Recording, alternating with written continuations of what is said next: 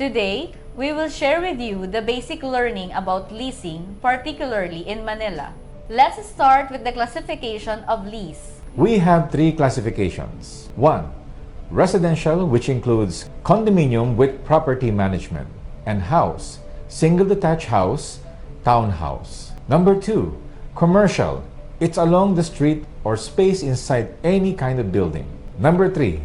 Office, such as BPOs and other traditional business line. With these leasing classifications, what are the main leasing markets identified in Metro Manila? We identified the main leasing markets. Number 1, Pasay.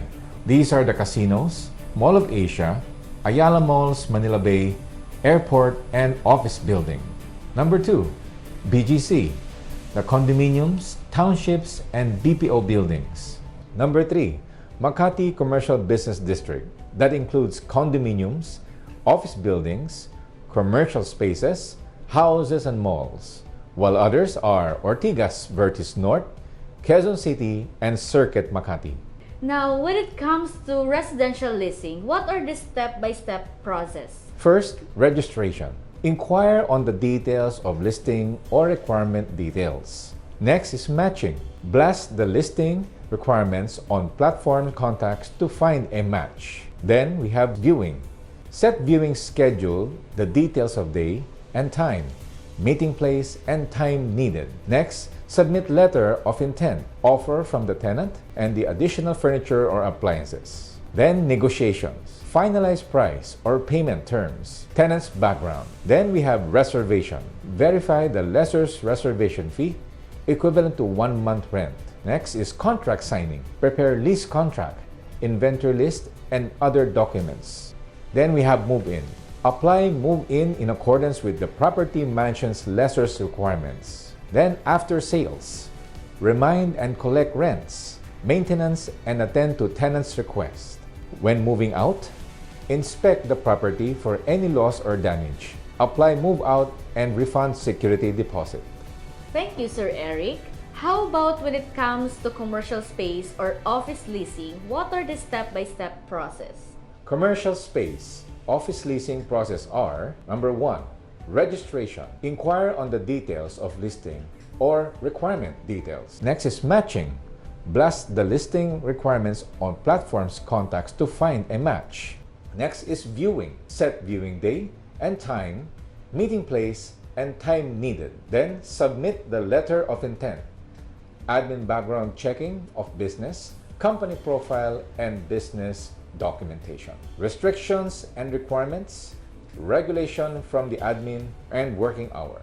Negotiation, finalize price or payment terms. Then reservation, verify the lessor's authenticity, then put the reservation fee. Contract signing, prepare lease contract, inventory list, and other documents. Fit out approval and move in.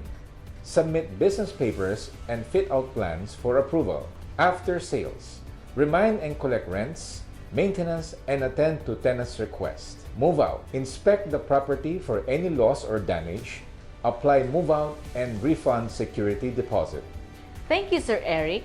In residential leasing, what are the leasing points to consider? Residential leasing points to consider are: location, Pasay, Makati, BGC, Ortigas, Quezon City.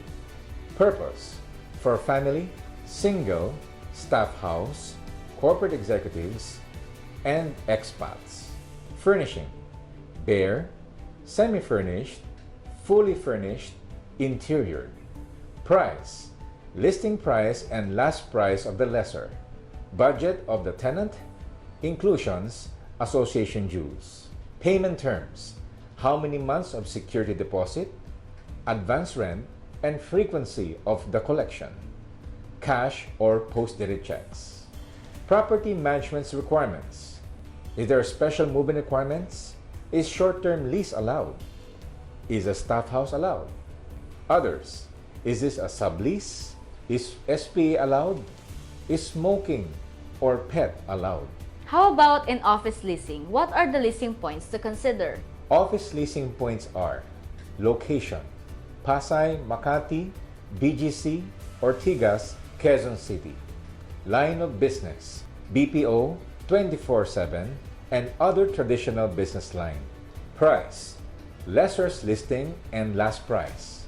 Tenant's budget and VAT inclusions. Payment terms, how many months of security deposit, advance rent, and frequency of the collection, cash or post-dated checks. Furnishing, bare or fitted. Others, is it sublease? Is SPA involved? Is smoking allowed? In commercial space leasing, what are the leasing points to consider? Commercial space leasing points are 1. Location, Pasay, Makati, BGC, Ortigas, Quezon City. Line of business, restaurant with flame cooking, cafe, service, competitor restriction. Price, lessor's listing and last price, tenant's budget, insurance, and VAT inclusions. Payment terms, how many months of security deposit, advance rent, and frequency of the collection, cash or post-dated checks. Renovation, renovation restrictions, bare and fitted. Others, any rent during fit-out period. Is it sublease? Is SPA involved? Is smoking allowed? Okay, Sir Eric, thank you. Now, what are the office buildings or condominiums we have? Pasay office buildings. We have Double Dragon, Philinvest Bay City, Solaire, Eastfield Center, Ayala Mall, Manila Bay. Pasay condominiums. We have Bay Garden Condo, Bay Garden Club, Boracay Panglao, Solmare, Monarch, Pixel, Sea, Shore, Shell, Bayshore, Richview, and Six Senses. Makati offices. We have RCBC Plaza, PBCom, 1688, World Center, Burgundy, Kings Court, Eaton, and Texan. Makati condominiums. Shang Salcedo, The Rise Makati, Signa, Lerato, Columns Legazpi, Ashton, Belton, Oriental Garden, and Paseo de Rosas. We are open to all residential and commercial buildings and focus on Makati, Pasay, and BGC areas. Thank you so much, Sir Eric, for your time and sharing with us the basic steps and updates about leasing. I'm Vanessa. And I'm Eric. This has been your Resus Property Consultancy Training Video.